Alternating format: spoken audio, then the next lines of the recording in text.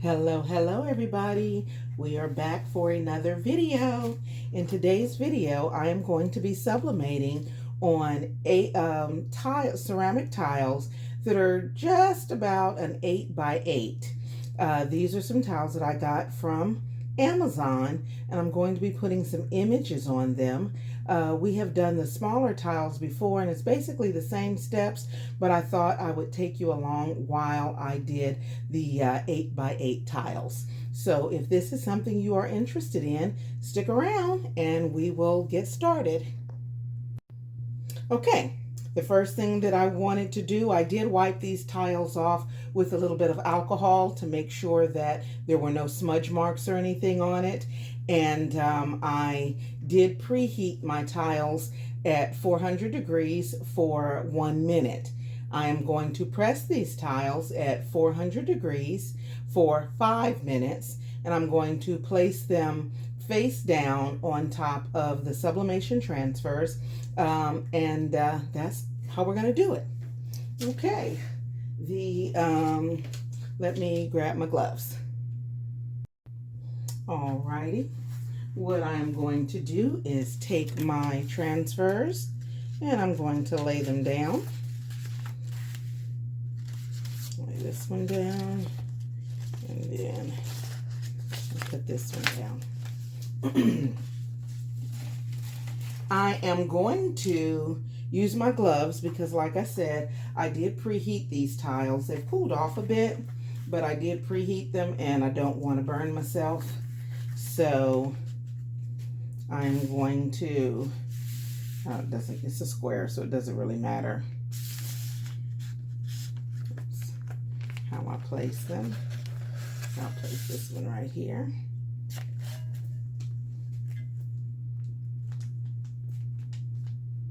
And I do let them cool off just a bit before I place them, because when I move them around on top of my transfer, I don't want it to smudge because the tiles do hold a lot of heat.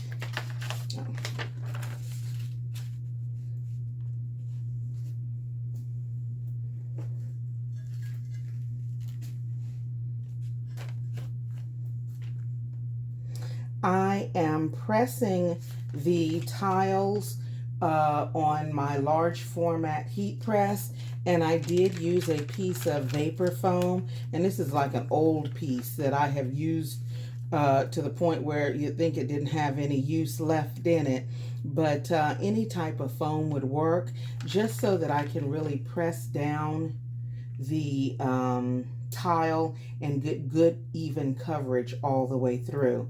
I know some people don't use this, they just put it on the heat press and their stuff seems to, you know, maybe turn out right, but this is just the method that I use, and it has worked for me.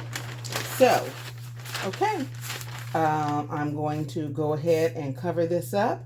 We are going to press, like I said, at 400 degrees for 5 minutes.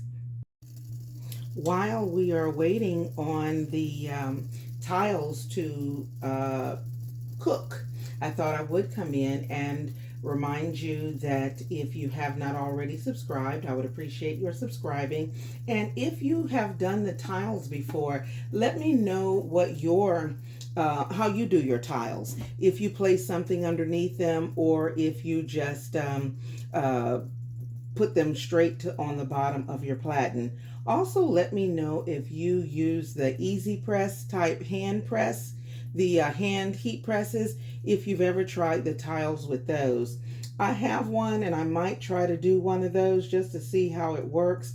I always go to this heat press because it's my old go-to, and it actually lets me do things a lot quicker because it's so large. I can put several projects on at a time. But if you if you have something smaller that you use, I would love to know that as well. I will put a link to the tiles that I use. This company has tiles from the 4-inch 4x4 tiles all the way up to, I believe, an 8x12 maybe.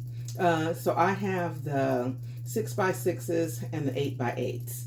And the 6x6 is actually like a 5-point 7.96, and the 8 is like a 7.96 by 7.96. But they do fit in 8x8 frames or 6x6 frames. So if you want to frame your tile when you're done, you can do that, and they actually look really nice framed. Okay, we are actually down to less than a minute on our 5-minute press. I just wanted to note that these tiles have been coated for sublimation. I have seen where people have actually created these tiles from tiles that you get from like Home Depot or Lowe's, and they've used vinyl, not vinyl, I guess it's it is a clear vinyl or laminate, a clear laminate on top, and they seem to have come up with some pretty good outcomes. If you've tried that method, leave a comment down below. I'd like to know how it came out for you. I did not try that since all of my tiles that I get are already coated for sublimation, so I have not had to try that, nor have I tried to coat them myself. So if you've tried to do that using the polyacrylic, I'd like to know that as well. But at any rate, this is the 5 minutes, and I'm going to go ahead and lift it up, turn it off for now, because these are the last two that I had to do. Now, this is going to be really, really hot, and you may want to let them actually cool for a few minutes before you even try to lift them up. And I'm going to tell you, if you don't, you have to make sure that you lift your tiles up in one quick motion and don't drop it back down, because it's still very, very hot and you will get ghosting. So a lot of times what I will do is I'll just turn my fan on. In fact, I guess I will do that now. Turn my fan on and let my fan blow on these for at least 5 or 10 minutes. It's not going to cool it off all the way, but it will cool it off enough that I don't risk smudging my image when I try to lift it off. Because remember, sublimation ink turns into a gas. It attaches itself to the polymers of the coating on whatever item that you're doing, and then as it cools, it just stays there. If you move it while it's hot, that gases can still be in motion, and you can actually blur or smudge or do anything, it can mess up your actual project. So if that's ever happened to you, you might want to try letting it cool off first. I know when I first started doing sublimation, the whole thing was, as soon as you're done, rip off your transfer and do it quickly, or put it in cold water. A whole bunch of crazy things. Now, that's not how we do it. Now, all I do is let it cool just a little bit, and then I lift it up. So let's do that. I'm gonna give it 5 minutes, and I will be right back. Okay, these have cooled down quite a bit. It's been probably a good 10 minutes.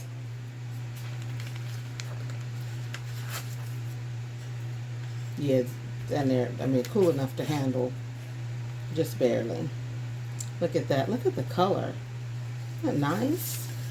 And this is, like I said, the one that's just under 8 inches. It's like 596 or something.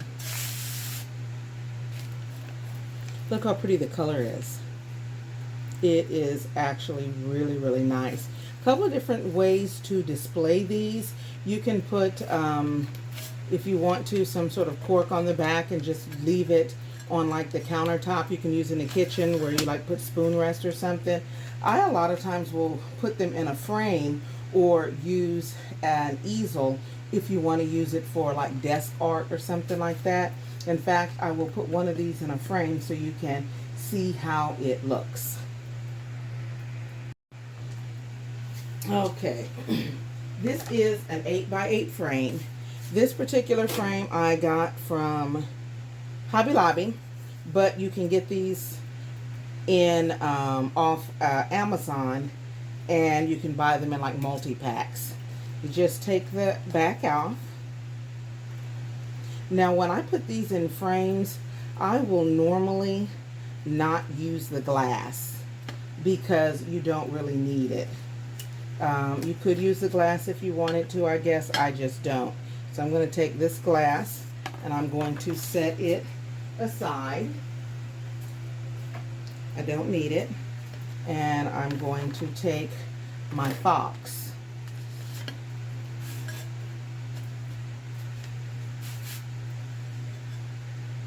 Like I said, this has been cooling, so it's cool to touch. I'll put my little fox in here. If you wanted to stay right in the middle, I guess you could put little shims in here to keep it in the middle. And then I'm going to put my backing on because I do still use the back.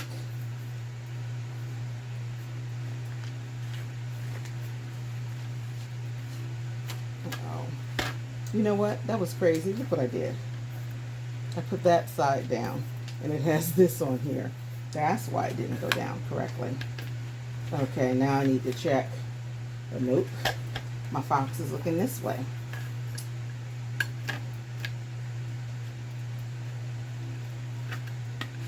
Okay, now because I use the tile in here and I use the backing, I do have to work a little bit to put these tabs back down.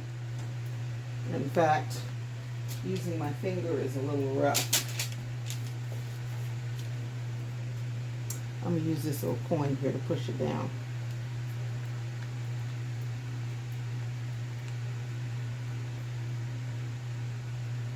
Normally I will use a screwdriver or something like that.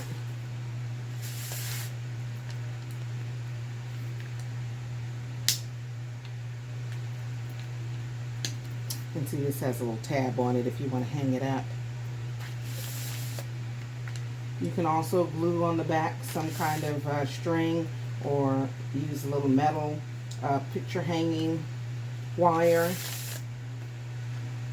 Those are all ways you can actually deal with your tiles. Let's move this one out of the way. And this is our tile. Okay. I'm going to, let me show you how it looks with a stand. Okay, I have a couple of different size plastic stands.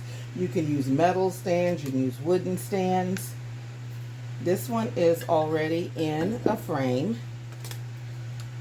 As we can see, uh-oh, I see the ring light in here. Let's see if I can up it a little bit. Okay, that is the tile inside of a frame.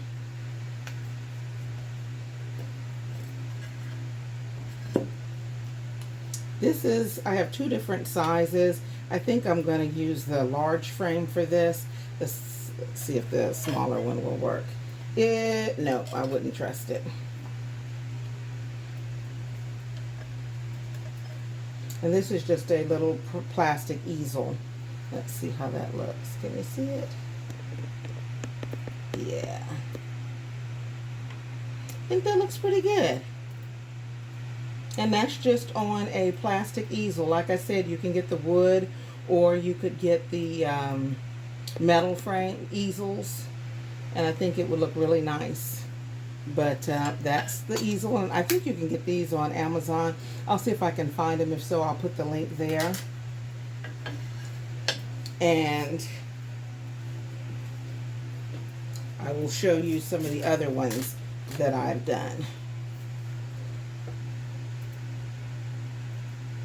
Okay, this is in a white frame, same thing. Let's see, dusty on this one. This one is in a darker frame.